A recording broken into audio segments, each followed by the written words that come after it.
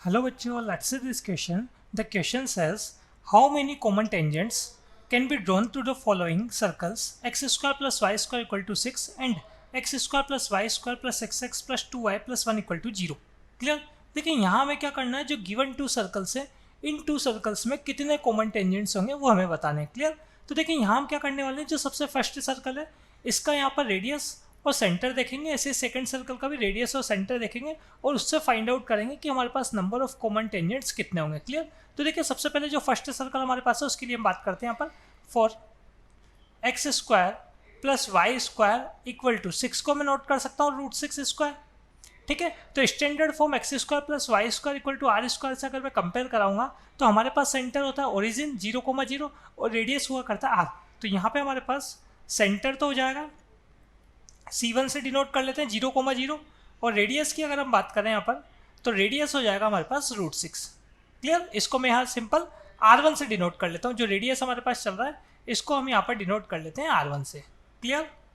ऐसे हम बात करें for second circle for x square plus y square plus 6x plus 2y plus 1 equal to 0.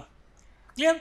अब देखिए हमारे पास जो सर्कल का एक्सटेंडेड फॉर्म हुआ करता है ये होता है x square plus y square plus 2gx plus 2fy plus c equal to 0, जिसमें सेंटर होता है हमारे पास -g, -f.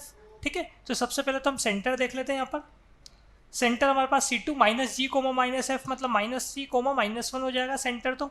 ठीक है. और साथ में अगर रेडियस की बात करें हम R2 की तो रेडियस हुआ करता है हमारे पास square root g square plus f square minus c. तो g स्क्वायर मतलब जो हमारे पास यहाँ पर 6 का हाफ है मतलब 3 का स्क्वायर 9, 2 का हाफ मतलब 1, f की वैल्यू क्या हो गई 1, 1 का स्क्वायर करेंगे तो 1 -1, तो ये हो जाएगा हमारे पास यहाँ पर 3. क्लियर. अब देखिए यहाँ हमको चेक करना है कि नंबर ऑफ कॉमन टेंजेंट्स कितने होंगे. तो सिंपल सी बात है, आप सबसे पहले यहाँ पर देख लें कि आपके पास जो सेंटर्स है इनके बीच की डिस्टेंस कितनी है. तो हियर C1 C2 अगर मैं फाइंड करूँगा तो डिस्टेंस फॉर्मूला अप्लाई कर देता हूँ. -3 -0 whole square plus -1 -0 whole square, ये हो जाएगा हमारे पास यहाँ पर √10. क्लियर.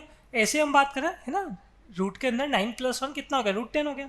और ऐसे हम बात करते हैं यहाँ पर एंड डिस्टेंस या ऐसा बोले सम ऑफ रेडियस R1 + R2 यहाँ पर फाइंड करेंगे हम. तो R1 + R2 देख लेते हैं कितना होगा. R1 है हमारे पास √6 और R2 जो है हमारे पास ये है 3. क्लियर.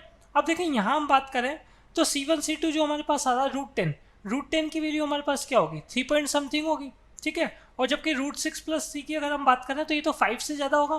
तो इसका मतलब अगर हम बात करें यहाँ पे हमारे पास क्या कंडीशन बन रही है जो सेंटर के बीच की डिस्टेंस है वो डिस्टेंस जो है हमारे पास ये तो हो गई लेस और रेडियस का जो सम है वो कैसा हो गया ग्रेटर हो गया. R1 + R2 greater than C1 C2. तो इसका मतलब सिंपल सी बात है जो गिवन टू सर्कल से ये क्या कर रहे होंगे इंटरसेक्ट कर रहे होंगे 2 पॉइंट्स पर. क्लियर. ये बता दिया हमने. implies that given two circles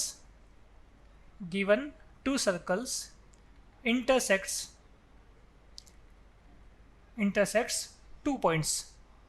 ठीक है. 2 पॉइंट पे क्या करेंगे इंटरसेक्ट करेंगे. तो जब भी हमारे पास 2 सर्कल किसी भी 2 पॉइंट पर अगर इंटरसेक्ट करते हैं तो उस केस में नंबर ऑफ कॉमन टेंजेंट्स होते हैं हमारे पास 2. क्लियर. तो ये बता देते हैं हम यहाँ पे implies that number of common tangents. तो नंबर ऑफ कॉमन टेंजेंट्स हो जाएंगे हमारे पास यहाँ पर equal to 2. So final answer is 2. Hope you understood it well. Best of luck.